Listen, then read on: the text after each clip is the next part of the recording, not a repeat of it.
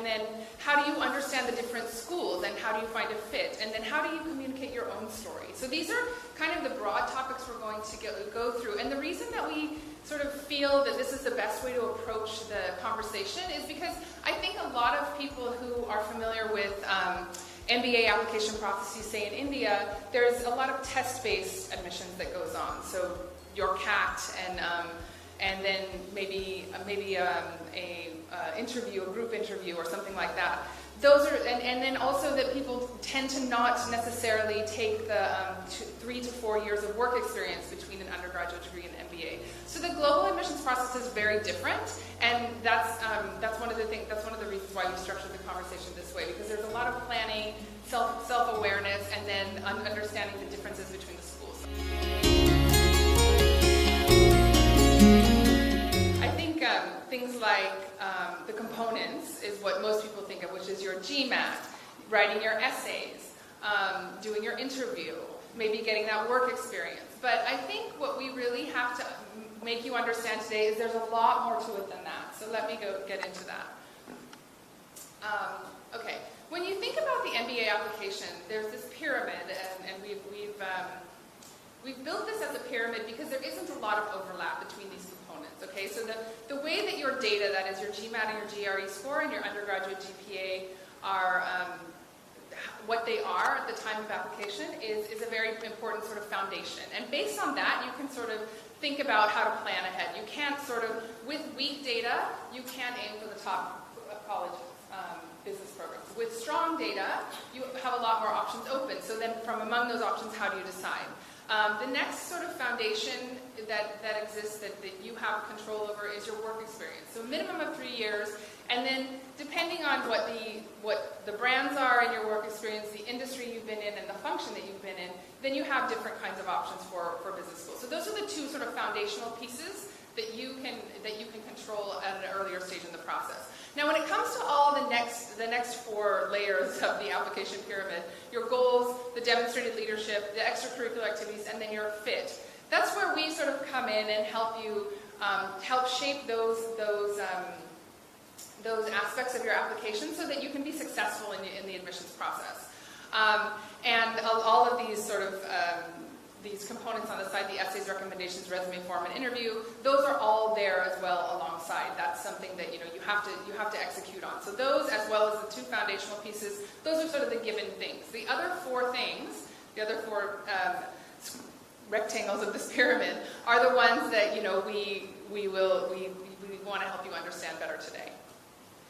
Okay, so now when you look at the business schools, now these are what we call the M7. These are the top 7 business schools across the world. And these, if you look at them in many ways, you can see they're very similar, right? So what are some aspects that are similar? Things like average age, pretty similar, ranges about 26 to 28. Average years of work experience is pretty similar. But there are many aspects of this data that is different, right? So the class size is very different. So depending on the class size, you might be thinking, I need to target or narrow my focus quite a bit because the class is very small and they're looking for a very specific kind of applicant. So all of this different data is there, and it's there. It's something we can work with, but it isn't necessarily the thing that should drive your choice of university. So what the business schools are really looking for, like I said, with these small classes, like if you saw on that slide, the largest one is Harvard, which is 930 students, I think. And even that is pretty small. It's not that big. But when you're thinking about these class sizes, what the universities are trying to do is curate a class, right? They're trying to build a puzzle. Like there is a puzzle and they're trying to find the pieces of it, right? So they're not going to just take everyone with the highest GMAT score, the highest GPA, and who all worked at McKinsey, right? That would not be a very interesting puzzle. It would be like a stack of pieces that are just on top of each other, right? There's no kind of mosaic there. So they're looking for diversity in all of these areas such as geography.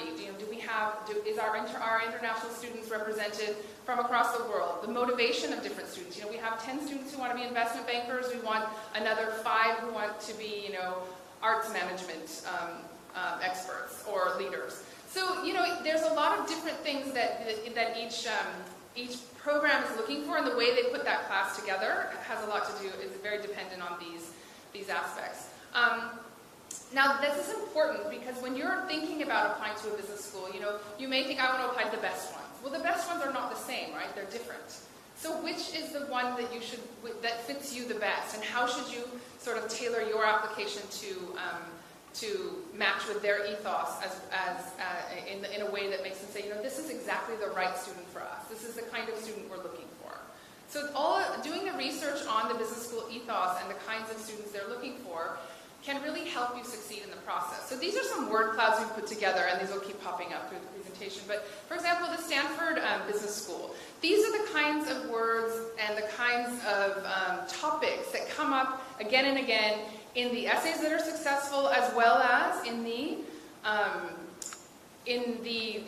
program materials themselves. So when you look at something like this, it's very different from this. Can you see that? It's not that one is better or worse, it's just that what they emphasize and the kinds of, for lack of a better word, the kinds of buzzwords that make students successful in these two different programs are very different. So understanding this and tailoring your application to it is a big part of what makes students successful, and we've seen that again and again. And then when it comes to how do you kind of present that, right, to a business school and through an application process?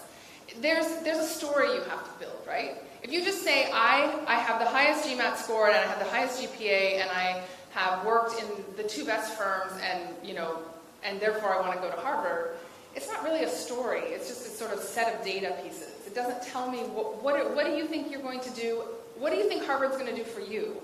What are you going to be able to contribute to Harvard's class? What's your future goal? And how do you see, how have the experiences you've had till now shaped that goal and helped you, sort of help me understand as an admissions officer how you're going to be successful to achieve the goals that you have set for yourself. So there's a lot of different pieces of this story that have to come together, and the last two are also very important. So, why you? Why not the next person, right? You need to really create a compelling narrative around that. And a lot of what that compelling narrative is made up of is, I'm just going to go back to this for a second, are, these two things. These things, your professions, your passions, the things that,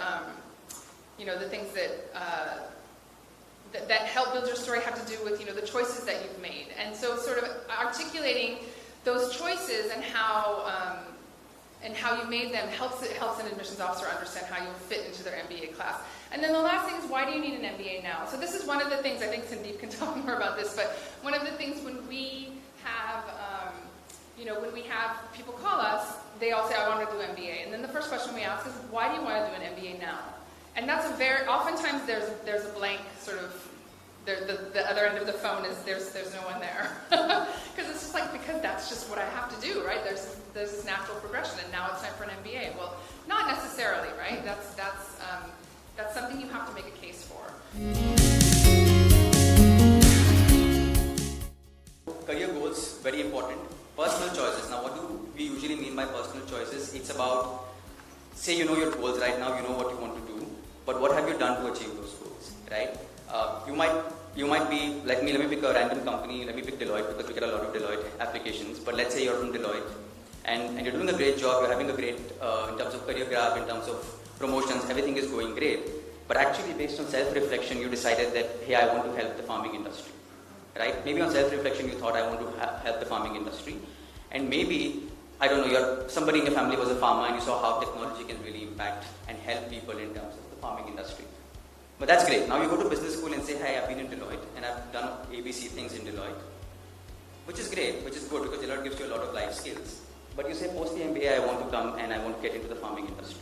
Now, when you look at a business school from their perspective, the story does not hold as much water as saying, hey, what have you done before? Have you, for example, decided that within Deloitte you asked for projects where you were involved in the farming community? Because Deloitte, I'm sure, any company, any consulting company, I'm sure will have projects in the farming community. Or you went for the public practice of the consulting company. Or, even better, you quit the job. You said, I'm too comfortable here, I want to do something about it. So I went and I did my own startup in the technology space. Or you work with a company in the farming space. For example, Those are your personal choices. And because I say you don't do things that you're asked to do, but you're actually doing things that you want to do, and there is coherence in your entire story, and that's what we're looking to see. And of course, everything achievement is basically track record, right? So it's all track record. So you're saying, I know what I want, I've done stuff because I want to do what I want, but here, hey, look at this, because I have achievement, whatever I've done, I have been achieving in all of these things. And that's something business schools are very, very keen to see.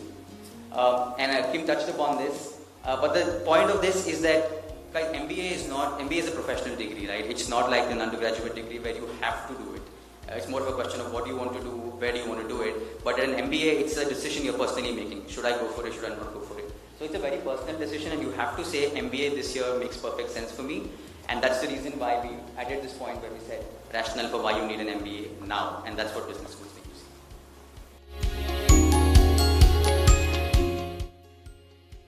So we get a lot of people, a lot of engineers who apply with us, and the point of this is not saying that like an engineering degree is obviously like I'm an engineer myself, right? So I shouldn't be talking much about the engineering degree, but so I understand the value of the degree. We learn a lot from the engineering degree, but the point I'm trying to make is that and because it's India and its population, so we have so many people applying from the engineering background. So you really have to understand, apart from what I have in terms of engineering degree, what else do I have in terms of how to differentiate my profile. And that's the point of reflecting on your points of difference. Do you have something in extracurriculars? Do you have something in terms of social impact? Do you have something in terms of sports that you did? Do you have something in terms of your goals, in terms of what you want to do through your MBA? So that's the point that we want to see, and that's why and self-awareness again comes back here, and that's why reflecting on your points of difference is very important. Identifying gaps in your profile and then clarifying your career goals. Now, coming up with career goals is great, but it's always good to have multiple points of view. If you have an advisor, if you have somebody you look up to, if you want to go to a professional, in any case, but you also have to have that clarity in terms of what your career goals are and do they make sense. And a great way obviously is to use the information available to all of us, which is social media, which is the internet, which is to find out that, okay, this is what I want to do. How many people in my domain or in my sector, what have they achieved, gone on to achieve post the MBA? Does that make sense? Does mine make sense? And we are one against each other to get some clarity on your career goals. Okay, so all of this in terms of what your goals are, what you want to do, all of this comes together in terms of finding you a school and your program. So finding a fit is essential when you look at choosing your school and your program. Know your business schools. Now business schools know that you're not going to apply to one business school, right? At the end of the day, it's just stupid if you want to say that I'm going to apply to one school and look at Harvard, and if I don't get into Harvard, that's it. That's not a great strategy. So you ideally want to have at least, let's say, 5 to 10 schools, at least 10 schools that you say, okay, these are the schools that kind of make sense for me. And the way you can get that is by research. Lots and lots of research. This is the back-breaking part of it. You really have to know how you connect with that school. And business schools know this as well. They know you're not applying to only one school. But they want to know that if I'm on that list of 10 schools, why have I made it into that list, right, as a business school? I want to understand what is it that the person liked about my school that he or she said, I want to apply to your business school. It could be a specific professor, it could be a great class, or it could be some great internship opportunity that the school provides, or they have great relationship with a lot of industries. So whatever it may be, or you have great alumni who told you about the culture and about how good the alumni network is, whatever be the reason, you have to understand and tell us why we called it love thy school, but the point is you understand your business school, and that will come out in your writing application. That's the point of this. Positioning yourself, we talked about at length here. So when you position yourself and you know the school that you want to do, you can sort of start making that fit and say, hey, I want to get into finance, I want to be in New York, I know that NYU has a great tie-up with company A or company B, this is a kind of a dream role for me because of what I've done before in my life, everything comes together, so I think NYU makes perfect sense for me. That's the kind of story you want to present. And all of that, your one chance to do all of this is at the interview, right? When the interview, whether it's an AdCom interview, whether it is an alum interview, what they're looking to see is there a fit? Do I want to look at this person and say, hey, I want to be associated with him for the rest of my life? Because if I say, come on board, it's basically saying that me and you are from the same school forever, right? It's me saying if there's a fit between me and you, and in terms of what your stories are saying, are you a genuine person in terms of what you're saying? So we have all our successful applicants right here, so they will be in the panel soon, but I guess, I hope a lot of them concur with what I'm saying, right? So you'll have a chance to mingle. Okay, so this is a very representational slide. I'm not endorsing anything about specifically about these programs, but the point of this slide is basically for me to tell you that there are multiple ways of achieving the same thing, right? So you don't have to say, okay, I only want to look at the top schools, I only want to look at HBS, I want to try Harvard, Stanford, and if I don't get in, then basically I'm not going or I can't achieve my dreams. There are lots of other ways for you to also achieve what you want to achieve. And the point of this slide is that it just goes back to the knowing your business goal. Maybe you're in a family business, right, where you're sort of sure that I'm coming back to my family business, or you have a job post MBA and you say, no, I just want to go to grade school and get that great MBA. Then maybe the J term in Columbia makes sense, because it might not give you opportunities for internship, but you'll get the same cohort, you'll get the same network, you'll get the same classes, but you can still do your MBA and then come back and then go back to your family business, but you have that MBA from Columbia, right? Kellogg has a one-year program where you feel, I don't want to spend 2 years of my life doing an MBA, I have other things, I have the financial constraints, or I have my thought process a little different, where I want to spend only 1 year out of work, then maybe the Kellogg one-year MBA makes sense. So maybe you're a very tech-focused guy and you want to get into fintech, the NYU Stern has a tech MBA that you can focus on, and you're from tech, for example. So the point of this, exactly, it's very representational, but the point is understand and know that there are multiple ways of reaching the goal that you want. So the goal, I repeat, is very important in terms of what you want to do. Okay, I don't know if you guys can read it, so I'll probably read it out. So basically, this slide is mostly about how do I shortlist schools, and we're giving you more parameters where you can start thinking in terms of how can I start making that shortlist. Because if you want to come up with a list of 10 to 15 schools, apart from all the things that we discussed before, it could be about learning style, right? Some schools have case-based methods. Some schools are very small in terms of how the class sizes are, and you feel I thrive in an environment where I have only few people in my class. I want to know everybody in my cohort. Like I did my MBA from HEC Paris, and then we had 120 people in the class, and to this day I know everybody by name, and we're always connected either online or through WhatsApp or however we want to. And the point of that for me was great, and that's something I wanted from my MBA, was that I would get that kind of network where I'm not only like friends but also build my network through my career. And so it was a good fit for me. But if you feel you want to be in a bigger class, basically that has a lot of case-based method where I want to learn everything by doing instead of sitting in a theater-based classroom, then maybe you can look at a Virginia Darden and say, because they do a lot of case-based teaching. Obviously everybody knows that Harvard is the number one for case-based method, but I also want to emphasize that there are other schools out there like Virginia Darden as well, which do case-based teaching. And I want to take access to industry practitioners and recruitment opportunities together, because essentially they're saying the same thing. It's again understanding where do you want to have a career. Like knowing yourself and saying, okay, for example, I gave that example of finance. A lot of people in finance want to be along the East Coast, because New York and that part of it is a finance belt, right? So if you want to be in that part of the world, then you say, okay, I want to be in finance. I want to be in that part of the world. So then the schools that are located there, you talk about Columbia, you talk about NYU Stern, you talk about Cornell, all of these schools might give me that access to make it happen in terms of going out, talking to people, connecting, right? So that's what I want to say here, recruitment as well as access to industry practitioners. Some schools also offer interdisciplinary courses, right? A lot of schools have tie-ups within their university where they say, hey, you can work with us in the business school, but you can also take up electives in other schools within the university. And if there is something there that is interesting to you, right? For example, the Ross School, it has a tie-up with the Earth Research School within Michigan, where you can take some electives if you're interested in the energy space or in renewable space or in sustainability. So you can take that course, you can get those electives, and then you can do the MBA with Ross, and then you can get these electives done there in terms of credits. So these are the things, again, that you have to do in terms of research. Program location, I don't have, again, we just mentioned about it, but even things like, should I pick the US, should I pick Canada, should I pick Europe, all of this will be defined by your goals. And wherever you feel the opportunity is there, wherever you have a great network, and a lot of other constraints will come together for you to pick this program location. And the last thing I just want to spend a minute, because I think alumni network, guys, again, MBA is not a professional degree, it's not an academic degree. You're not going there just for the academics, because it's a very, very broad and a diverse degree, so you get to learn a lot of different things in a short period of time. So the one thing that you really gain from MBA is the alum network, right? So you really want to understand how big and how good the alum network is. It could be about how extensive it is. It could be about how responsive they are. It could also be about how many people in that alum industry cater to your industry, for example. So a lot of these things can go into deciding what school, and a great way to actually gauge that is, even as an applicant, you can probably get onto LinkedIn, for example, and say, I pick a school, and then you can start reaching out to these people. And you get to see how many people are interested in terms of how they reply to you, how easily they reply to you. And if you do connect with an alumni, you see how passionately he's talking about that school.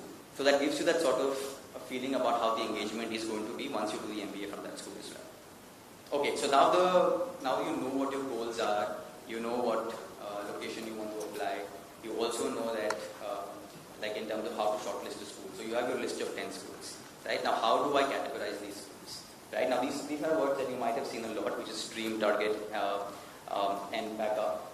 But the point of this is essentially once you have those 10 schools to always categorize them into different buckets. Now what is a dream school? A dream school is not Harvard and Stanford because they're Harvard and Stanford. That's not the point of a dream school. A dream school is a school where all of the things we mentioned before, in terms of where they are, what your goals are, how big the alum network is, all of those things come together, they help you achieve your goals. And because it helps you achieve your goals, I'm sure it helps a lot of people in terms of, a lot of people think in the same way, and that sort of makes them a little more selective. And that's why you're, like, if you remember the data slide from when Kim presented a while back, so you saw, for example, Stanford has an acceptance rate of 5%, right? Like 400 applicants they get 8,000 applications. So because a lot of people think everything for me makes sense at Stanford, and a lot of people are applying at Stanford. So that's how you put into a dream bracket. But I also want to emphasize that the dream does not mean only the brand-wise dream, but schools that you think will help you achieve your goals, but are more selective. Same for target. Again, everything is the same. They help you achieve your goals, but maybe you're in that bracket where you feel that this is something that is achievable for me. Maybe you're compromising on something in terms of, like a small compromise in terms of the selectivity, in terms of the brand name, in terms of the location, something in and backup schools. Now, I've specifically removed the word safe here and put in the word backup because everybody usually goes for the nomenclature safe schools. And when I say safe, because if I say safe schools, everybody starts thinking of schools that they have a 100% chance of getting into.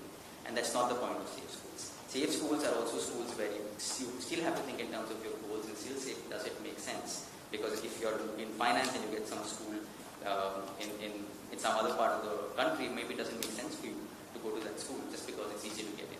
So a safe school need not mean a school that you will 100% make it. It's more, that's why we use the word backup here.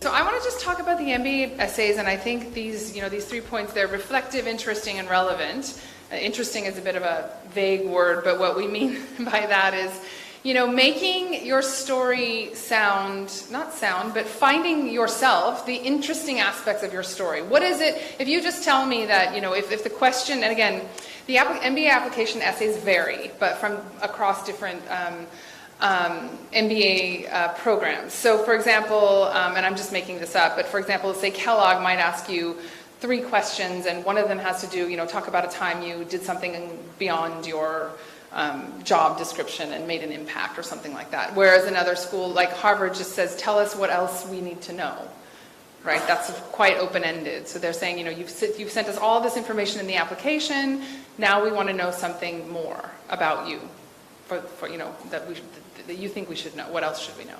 So they're very different the way that these are structured. But really what they're looking for is, the way that Harvard puts it, actually, it feels a bit vague, but it's exactly what these essays are for, which is, we've got all your data. We know all where you've worked. We've understood the projects you've worked on. Everything is there in the application form and the resume, and even in your recommendations. So we know all of that. But this is your opportunity to tell me who you are as a person. Why have you made those choices, right? Why have you made why are you so passionate about the energy sector, right? And again, this is something that, this is also your opportunity to connect the dots between all those things, right? So to say that I am really interested in energy, and so is the next applicant, but I'm interested in it because, I worked on a project. I've been working on a project actually since maybe, say, high school and through college. In high school, I identified this, and I went to college and became an engineer so that I could really work even more on a technical level with this problem, and now I've been consulting for a few years, and this has just been my passion for a really long time. Whereas the next person who's interested in the energy sector, and this is their story, is much more about, not having that much experience, but seeing that, certain things like maybe, say, farmers and agriculture and water. They've worked on a lot of consulting projects that have to do with agriculture, and they've realized, the importance of the issue of scarcity of water, and that's driving them to kind of learn more and understand that and develop that goal. So those are two of the same goals, but very, very different stories of how they got there. So the essay is really your opportunity to tell that story, okay? And for that perspective, it really needs to be really reflective and show me who you are as a person. Why have you made that choice, right? So just to say I did it, and then I won an award, and then I did another award, and then I felt really proud, and then I got another job. I mean, that's just again a list of your achievements and things that are in your resume anyway. So I don't really want to hear that as an admissions officer. I don't want to just keep reading that story. And again, everyone has it, right? Everyone who's applying to business school has recently finished college, done a job for 2 to 3 years, and is now applying to business school. So how do you make that something that is, your story should just kind of go a little bit beyond that and let me see a little bit more. So take me backstage on your life a little bit. And I think that the last point here is relevant. And as Sandeep said, if you get into talking about how passionate you are about something, and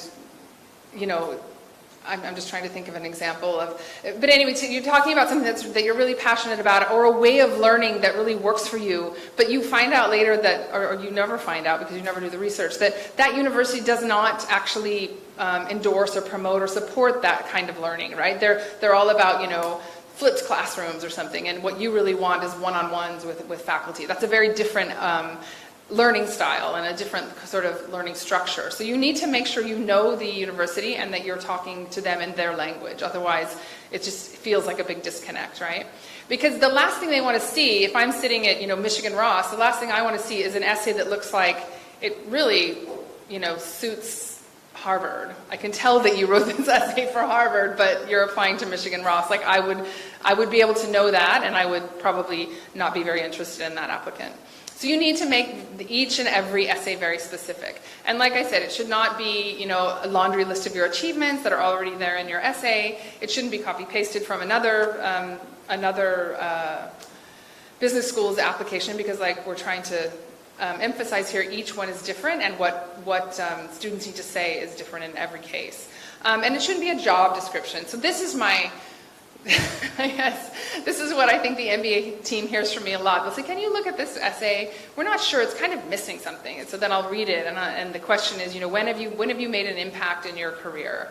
And I read it, and I'm like, all it sounds like here is that this person did their job. This is their job description, and they did it. So that is not making an impact in your career. That is like a description of, I got put on a project, everyone there was 10 years my senior, and as the youngest member of the team, I got buy-in from them, and I convinced them that, this was going to be, that they should implement this new program. But that's really what you're supposed to do, right? That's your job as a consultant or as a leader of a project or something. So don't just repeat that and expect that to be like, wow. You need to tell me, what was hard about it? Where did you feel insecure about it? How did you overcome that? These are the things that really bring the story to life. Okay, so when it comes to these essays, I mean, again, I think this is a lot of repetition, but because of what I'm saying about how unique each one has to be, how you cannot copy-paste Stanford, Harvard, Wharton, Ross, Fuqua, whatever. You need to start early with the research, and you need to understand, again, what is the question asking? Is the question asking you, about impact? Have you told a story about impact, or have you just told a generic story? Okay, and there's a lot of research involved, which is part of why we're saying you must start early, and then be genuine, and then if you... But I think this repurpose with a purpose is, I am saying don't copy-paste, don't use the same essay. But Stanford and Harvard, those essays are quite long, they're quite comprehensive, but they need to be different. But that doesn't mean that you have to be a different person or you have to have a different story. Obviously you're the same person, it's just the way you tell the story. So you are going to repurpose, maybe the structure is the same, but maybe the way you emphasize certain points is different in the two. So make sure you're aware of, how can I use the material I've already written, because it would be foolish not to, but at the same time make sure that it's tailored towards, what the sort of ethos and what that business school is looking for. Again, understanding the prompt, I just want to say this because now, like I said, Harvard Business School has an essay that's kind of big and open-ended. But when we first started, when the Red Pen first started, the question, there were three questions. There were 6 questions, and it was talk about 3 achievements and talk about 3 setbacks. Okay, and that was it. And each one was like 200 words. So you had to write 6 essays that were 200 words each. It's a lot more directive, but I think I can understand why they got moved away from that, because probably people just wrote those 3 achievements. You know, the admissions committee already knew it because it was already there in their resume.